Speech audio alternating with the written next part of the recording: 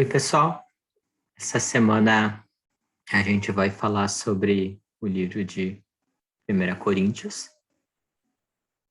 E o livro de 1 Coríntios, ele é um livro bem legal. E ele é um livro bem difícil de dar aula, né? Pelo menos eu achei que é um livro que é mais difícil de se encaixar no meu modelo, de tentar achar um guia geral para o livro todo, assim.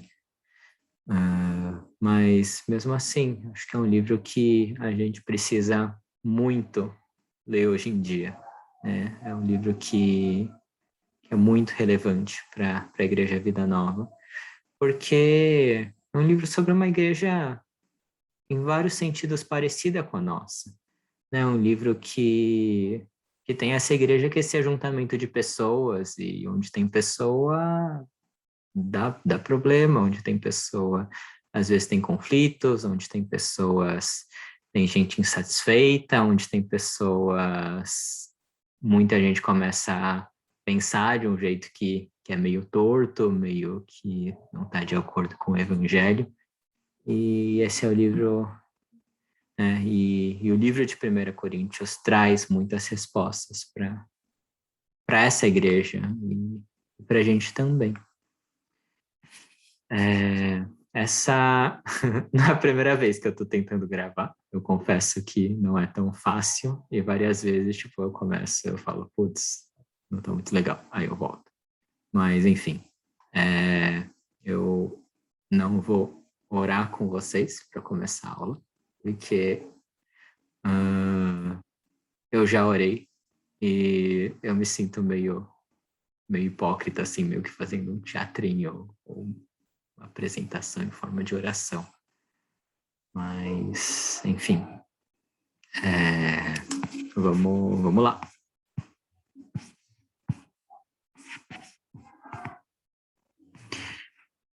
1 Coríntios. 1 Coríntios é esse livro que fala sobre a igreja local. E Corinto é uma cidade que é localizada no istmo de Corinto.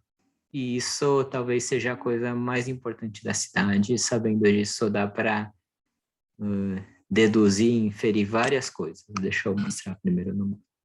Esse é o mapa moderno da Grécia. Eu peguei do Google Maps. E Corinto fica bem aqui, nessa intersecção dessas estradas. A Grécia, ela é dividida em duas porções. Tem uma porção quer dizer, em três porções talvez, né? Então tem a porção continental, que é a Acaia, ou naquela época eles chamavam de Acaia. Tem a porção aqui da península, que é a península do Peloponeso, e tem as ilhas. Então, para ir da Acaia, e a capital Atenas ficava aqui, para o Peloponeso, você tinha necessariamente que passar por Corinto, ou, não, sim, você tinha que passar por essa região, né? Teve uma época que Corinto estava destruída, então você não passava pela cidade. E outra coisa pela qual ela era importante é que a navegação aqui, para dar essa volta, ela é uma navegação meio complicada, meio perigosa. Então, eles desenvolveram um método em que o navio, às vezes, ele chegava por aqui, aí ele aportava no porto, eles transportavam o navio, tipo, eles colocavam o navio em cima de uma estrutura e provavelmente os escravos iam puxando o navio de uma ponta a outra, porque, na verdade, é bem fininho e não tinha essa tecnologia que a gente tem hoje, né, para fazer, tipo, o canal de Suez, o canal do Panamá e tal. Então, eles iam carregando o navio mesmo. Então, né, dá para pensar assim, fica nessa região bem central. Corinto, naquela época, era bem maior que Atenas, mesmo Atenas sendo a capital. E Corinto tinha gente de todos os lugares, de todas as camadas sociais. Perto de Corinto tinha uma cidade que chamava Istme, onde tinham jogos esportivos, né? Como se fosse uma Olimpíada, mas eram jogos istmicos e que aconteciam a cada 2 anos. Corinto Corinto também tinha um comércio muito rico, não só exterior, né? Na cidade de Corinto tinham muitas lojas, elas foram escavadas na arqueologia, e tinha, tipo, várias lojas no centro da cidade, tinha uma produção industrial de vasos, de potes, e era um centro político importante também, né? A política meio que acaba seguindo dinheiro, acaba seguindo zonas estratégicas, e também era famoso pelo templo de Afrodite, né? A deusa do amor, a deusa da luxúria, e o templo de Asclépio, o deus da medicina. Então tinha as oferendas, né, tanto de pessoas doentes querendo melhorar, quanto de pessoas querendo celebrar esse amor versão grega. E Corinto, eu ouvi uma pregação eu vi uma comparação assim, né? Tipo, Corinto era o Las Vegas de hoje em dia. Então, o que acontece em Corinto, fica em Corinto, né? Tipo, ninguém precisa saber de nada, ninguém precisa perguntar nada, é o lugar para deixar a lascívia, as fantasias rolarem soltas. E quem escreveu o primeiro Coríntios? Quem escreveu foi Paulo, que também foi o fundador dessa igreja. Paulo fundou a igreja de Corinto em Atos 18. Ele, chegando em Corinto, ele encontrou Priscila e Áquila, que eram fabricantes de tendas, assim como Paulo. Provavelmente, eles estavam com bastante trabalho naquela região por causa daquelas competições esportivas, dos Jogos Istmicos, porque os atletas iam para lá, os espectadores iam para lá, e não tinha hotel para todo mundo, eles não construíam uma vila olímpica. Provavelmente Paulo, Áquila e Priscila, eles forneceram as tendas para alguns dos competidores, para alguns do público que iam ver esses jogos. E também foi em Corinto que Paulo ele abandona aquela forma de primeiro pregar para os gentios na sinagoga e depois ir para os judeus. Ele é perseguido pelos judeus lá e os judeus não querem ouvir. E Paulo fala, cara, já deu para mim, estou sacudindo aqui o pó das minhas roupas e não vou mais pregar para os judeus, vou aos gentios, porque os gentios estão precisando e porque eles querem ouvir. E Paulo fica em Corinto, Atos fala que ele fica por algum tempo, mas os estudiosos, os comentários falam que ele deve ter ficado de 1 a 2 anos lá, então bastante tempo, fundou a igreja, nutriu a igreja no começo, tinha um pessoal que ele conhecia lá. E isso também fica um pouco claro pela carta, né? Uma carta que ele escreve, ele tem uma certa familiaridade com o pessoal de lá, ele escreve uma carta em resposta a algumas coisas que ele fica sabendo, ou que as pessoas da igreja perguntam para ele. E é uma carta muito, muito pessoal, e uma parte desse muito pessoal é o tom indignado que Paulo traz para cá. Paulo fica revoltado com várias coisas que acontecem, a gente vai ver um pouco mais. E outra coisa que eu queria levantar rapidamente é que Paulo é um cara que escreve juntando muitas ideias. Então, essas palavras de conexão são muito importantes, né, nas cartas de Paulo. Pois, portanto, assim, então. Aí, quando a gente vai ler, é interessante, né, quando a gente vai pegar um versículo e pensar, nossa, o que esse versículo está falando? É importante a gente voltar, né, e voltando. Tipo, isso é uma conclusão de alguma coisa? É importante a gente ir para frente também. E o que Paulo vai tirar disso? E às vezes a gente acaba precisando voltar vários capítulos desse jeito, primeiro porque a divisão de capítulo é, né, artificial, não é que Paulo colocou vários capítulos da carta, mas também porque às vezes ele vai construindo uma ideia, tipo, aos poucos, assim, e tá tudo relacionado depois. Isso é bem legal. E qual que é a estrutura do livro de 1 Coríntios? Eu peguei grande parte disso do vídeo do The Bible Project. Não é tão claro assim, né? Que nem a gente já comentou. Grande parte de 1 Coríntios foi escrito em resposta a cartas da igreja, né? Em resposta a questões que os próprios coríntios levantaram, em resposta a coisas que Paulo ficou sabendo. Então, provavelmente muita coisa meio que ele vai escrevendo na ordem que ele vai respondendo as cartas.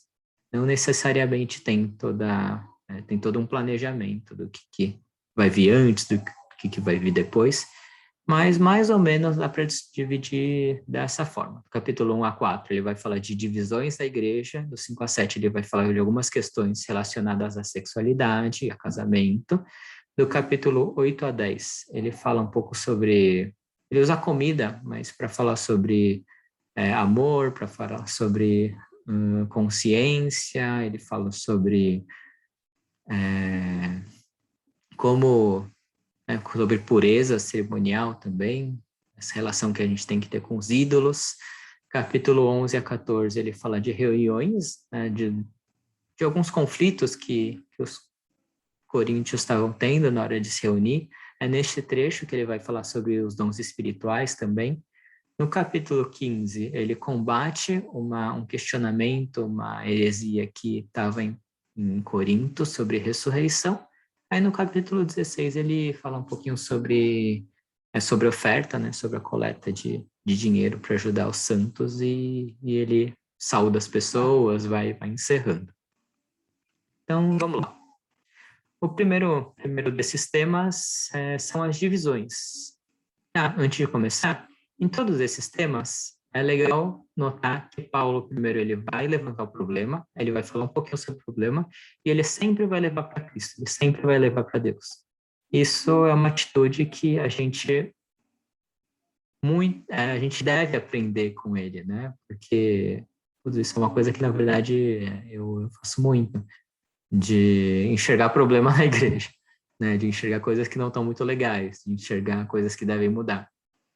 E a melhor resposta é essa resposta de Paulo. A gente vê o problema, o que a gente faz com ele? A gente volta para Cristo, a gente volta para o Evangelho. Né? Cristo traz a resposta do que fazer, de como agir. E uma vantagem que a gente tem muito grande em relação aos coríntios é que hoje a gente tem a Bíblia, né? Inclusive tem a carta de 1 Coríntios, 2 Coríntios, a gente pode aprender muito com as questões deles, com os erros e com as dificuldades que eles tinham. E a primeira dessas dificuldades que Paulo fala são as facções. Né? Então, Paulo recebe uma carta do pessoal da casa de Cloé, e falando que tem gente da igreja que estava falando, eu sou de Paulo, eu sou de Apolo, eu sou de Pedro, eu sou de Cristo. E Paulo, na verdade, ele fica meio indignado, e se a gente ouvir, parece meio ridículo, assim, né? Tipo, putz, é uma igreja, é todo mundo de Cristo, como que... De onde veio esse negócio, assim? E Paulo vai contrapor muito nisso, falando isso é um comportamento carnal, isso é um comportamento mundano, né? As pessoas de fora da igreja que fazem essas divisões. Na igreja, não. Na igreja, o que reina é a sabedoria de Deus. A sabedoria de Deus, ela é loucura para o mundo, a sabedoria de Deus, ela foi revelada na cruz, e pela sabedoria de Deus, todo mundo está debaixo de Cristo, porque não foi Paulo, não foi Pedro, não foi Apolo que morreu, foi crucificado pelo pecado de ninguém. Foi Jesus que foi. E por isso que em Jesus a igreja pode estar unida, né? Isso, na verdade, é muito relevante para Corinto, quando a gente lembra que Corinto, né, aquele entreposto comercial, aquele centro lá onde tinha tudo. Tinha judeu, tinha grego, tinha romano, tinha rico, tinha pobre, tinha escravo e tinha atleta. Então, assim, de onde pode vir essa unidade? Não pode vir de nenhum outro lugar, a não ser de Cristo.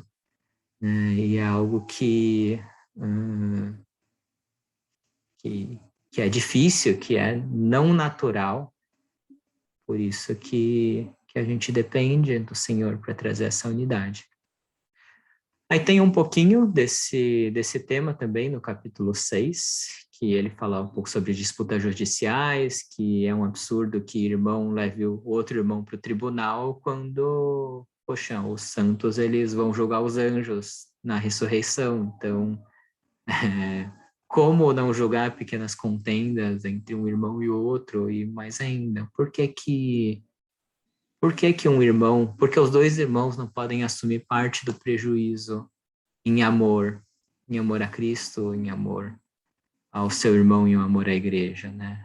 Paulo fala muito sobre essas divisões, deixando claro que meio que antídoto para divisões, o antídoto contra as divisões é a sabedoria de Deus, né? É o poder de Deus, porque o natural, o seguir o fluxo vai acabar, cada um anda em panelinha, fica mais com as pessoas que têm mais afinidade, né? Demanda energia, demanda esforço, demanda trabalho do Espírito Santo, demanda a abertura para o Espírito Santo para que Cristo realmente seja o centro, né? Para que aquilo que nos torna uma igreja, um só corpo, seja, na prática, seja mais forte do que as nossas diferenças.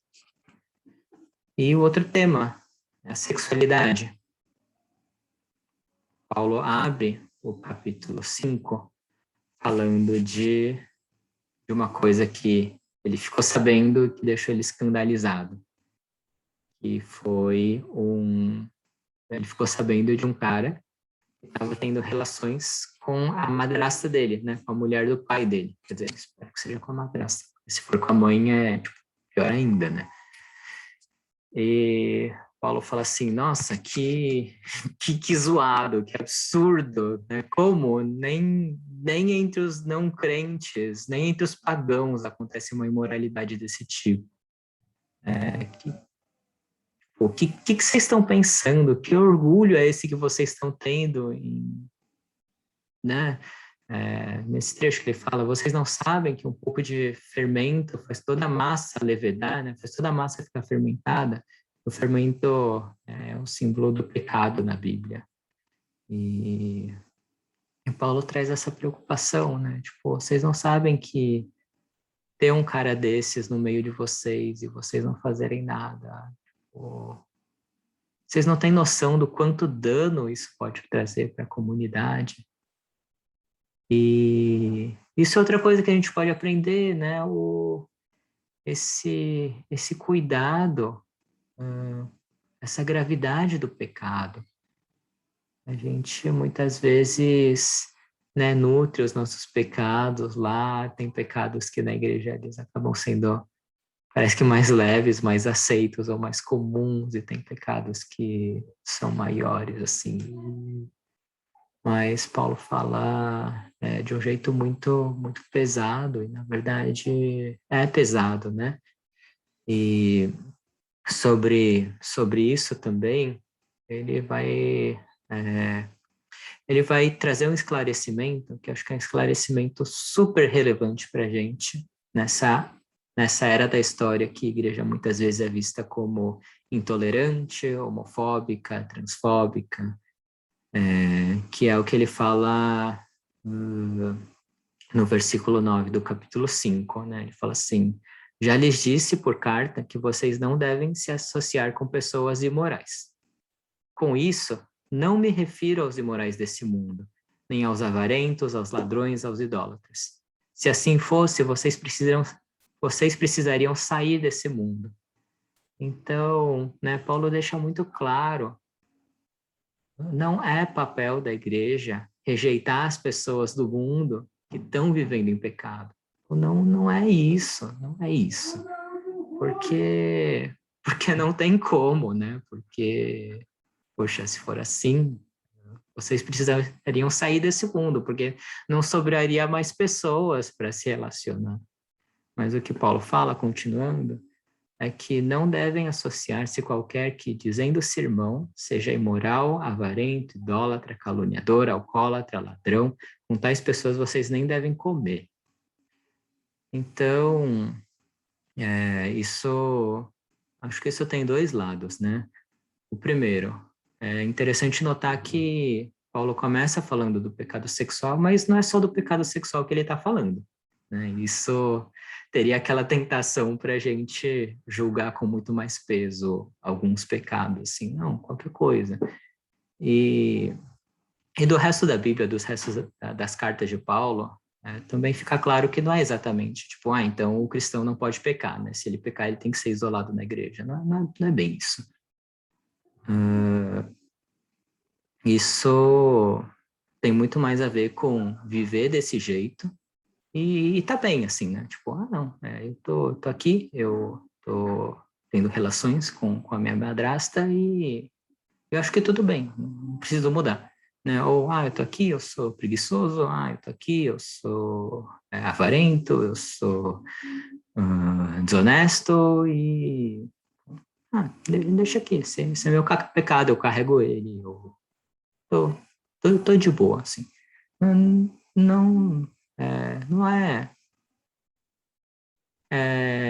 assim que funciona, sabe? Tipo, é isso, assim, né? É diferente você ter um pecado e você falar, putz, Deus, eu luto com isso, essa é a minha fraqueza, eu tô tentando mudar, eu tô lutando, isso me incomoda, e vamos lá. De estar bem, de estar cego, de estar... A palavra que Paulo usa é de estar orgulhoso, né? Ele fala, o orgulho de vocês não é bom, quando ele fala sobre essa atitude em relação ao pecado. E acho que é justamente isso, né? É eu pensar que para você, tudo bem você carregar esse pecado e você não, não fazer nada, não se incomodar nada a respeito dele. E os coríntios, eles faziam isso de um jeito muito engenhoso, talvez, não sei. De um jeito... Tinha uma racionalização. Era essa divisão entre corpo e espírito que eles faziam, que basicamente era falar, meu espírito, né? Tipo, Deus é espírito. Então, o que interessa para ele é como está o espírito. O corpo não, o corpo é menos santo, sei lá. No corpo eu faço o que eu quiser. Então, no corpo eu posso participar das dos rituais, das orgias do templo de Afrodite, mas meu espírito, ele é devoto, ele está voltado para Deus. Mas não, né? Paulo fala que não tem como, não é assim, né? Porque no o que tá, o que a gente faz, no o pecado que a gente comete, o pecado sexual que a gente comete no corpo também, né? E é nesse trecho que Paulo vai falar que o nosso corpo é o templo do Espírito Santo. Então, e o templo é parte do corpo, né? Como eu pegaria a parte do corpo de Cristo e uniria ele a uma prostituta? Isso não pode acontecer. E também seguindo que Paulo vai falar sobre o casamento. Aquele capítulo famoso onde Paulo vai recomendar às pessoas que elas permaneçam solteiras se elas puderem. E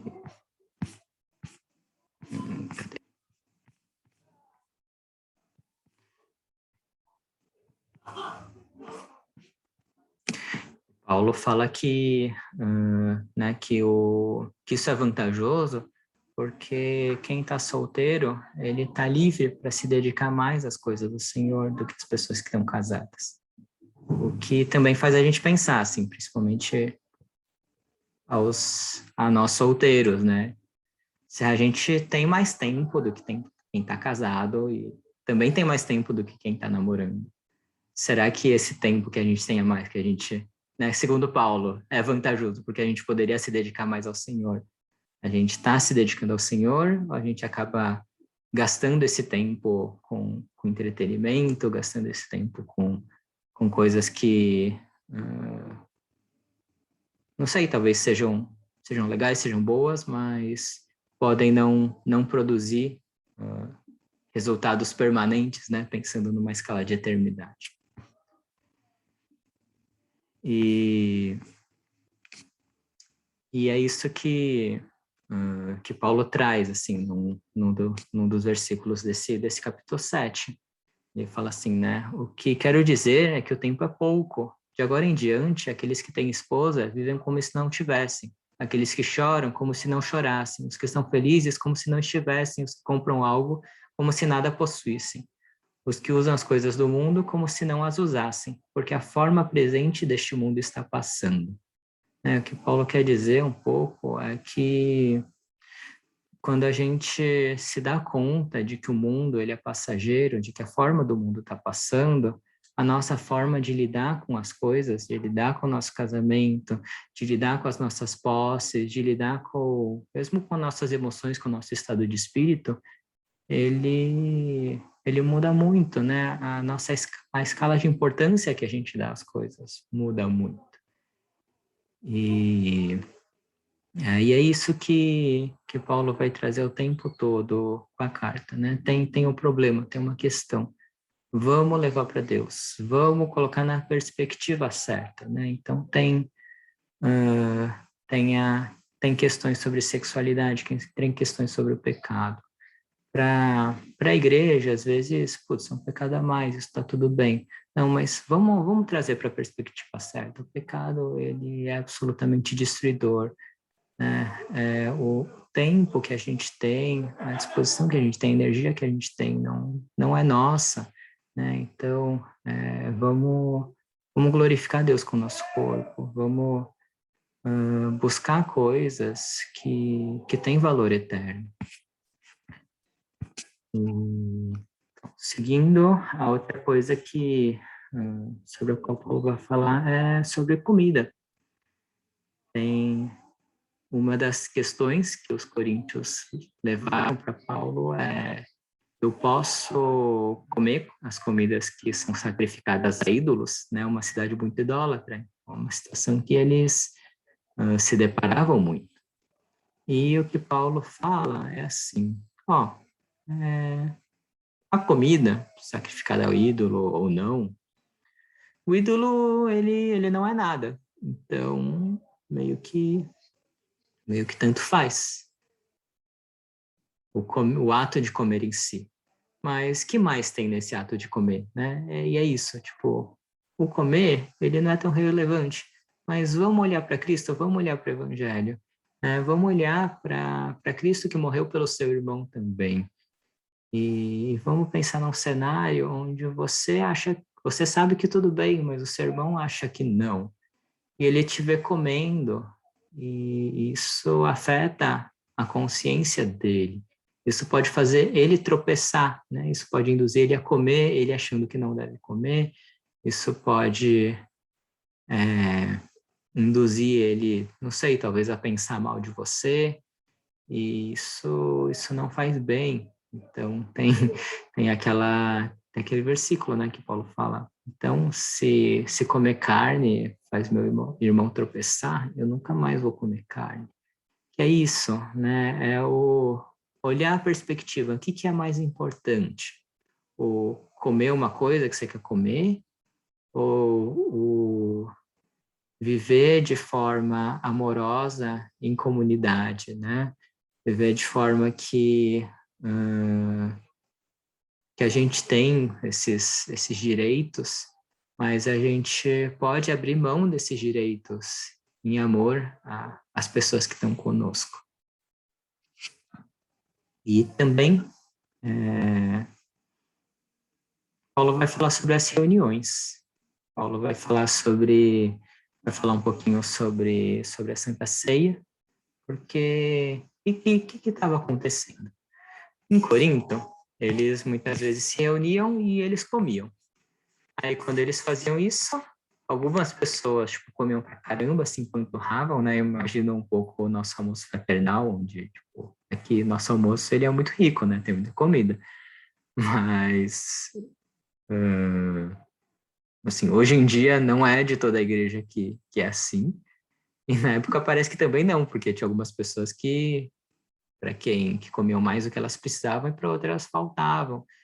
E Paulo vai trazer isso. Não é assim, né? Não é assim. Quando a gente está comendo, quando a gente está na igreja, é importante pensar nos outros também, né? O comer não é o objetivo.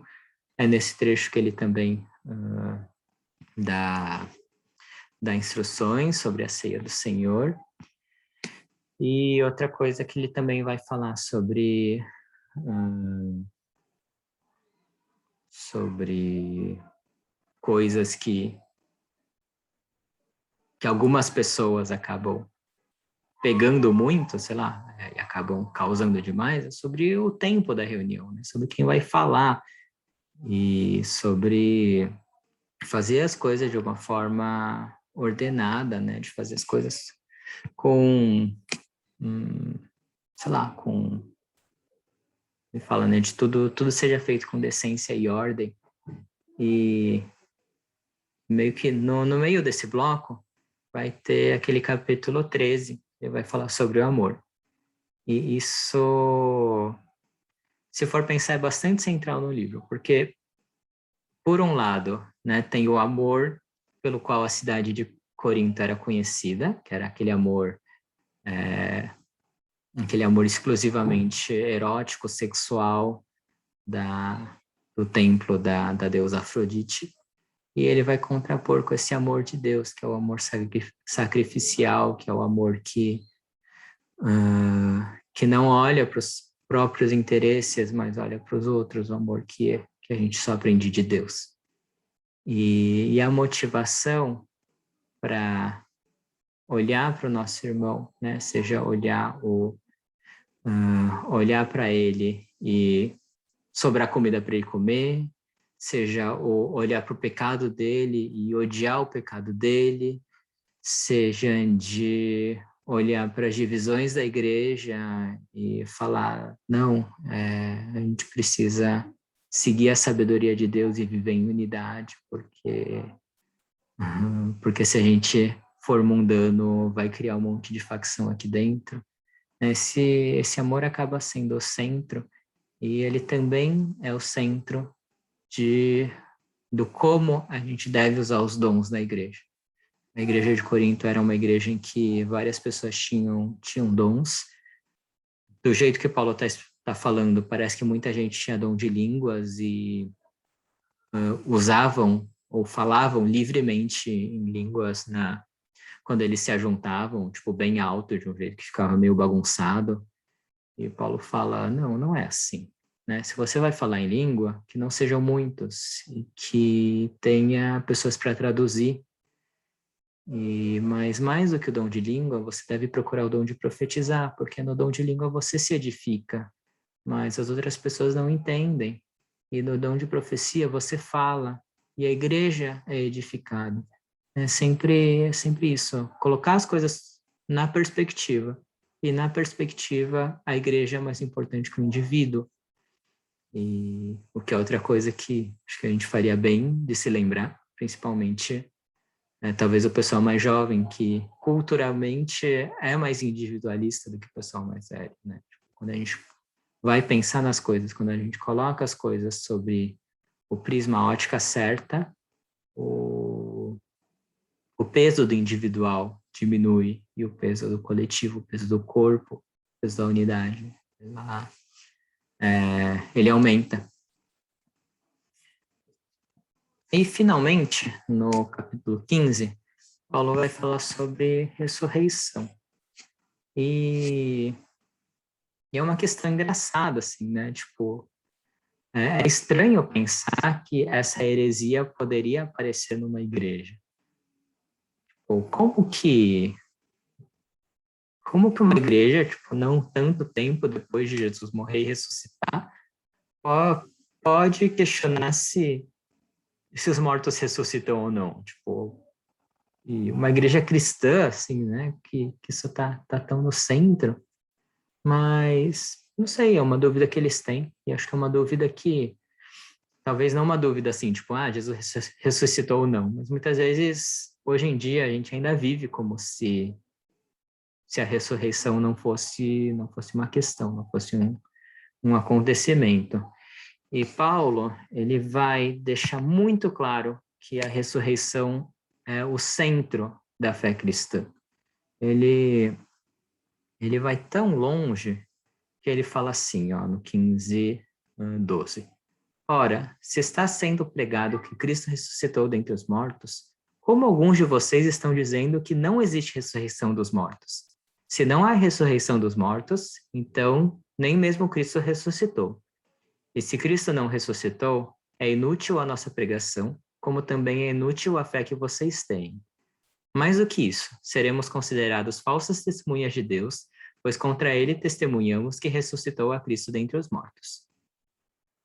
Aí um pouquinho mais para frente, pois se os mortos não ressuscitaram, nem mesmo Cristo ressuscitou. E se Cristo não ressuscitou, inútil é a fé que vocês têm, e ainda estão em seus pecados. E aqui Paulo acaba usando um recurso que é um recurso mais judeu do que grego, né?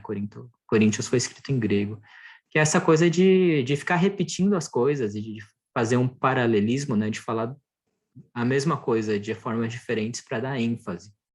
E, tipo, nesse trecho ele gasta, sei lá, uns quase 10 versículos repetindo isso, né?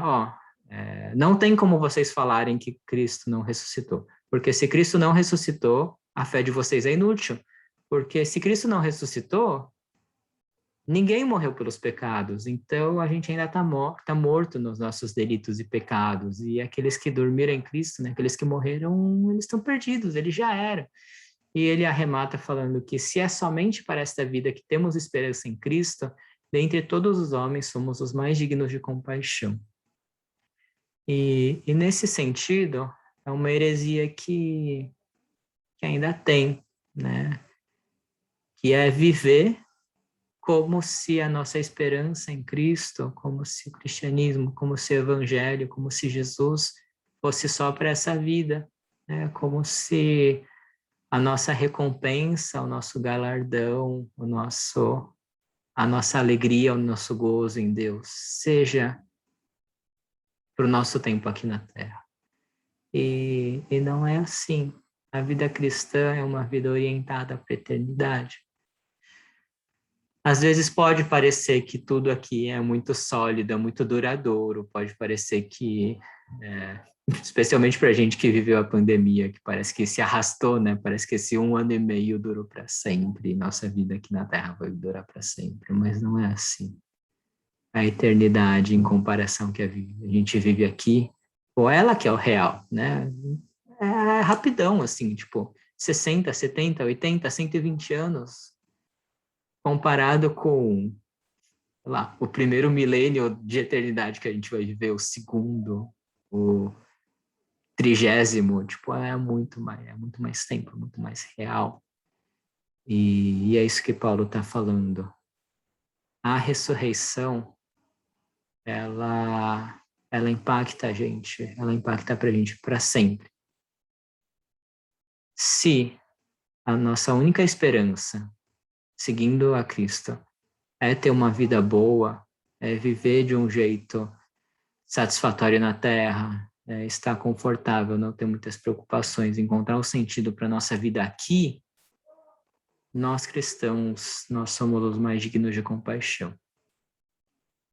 A vida cristã, o relacionamento com Deus, ele é para toda a eternidade.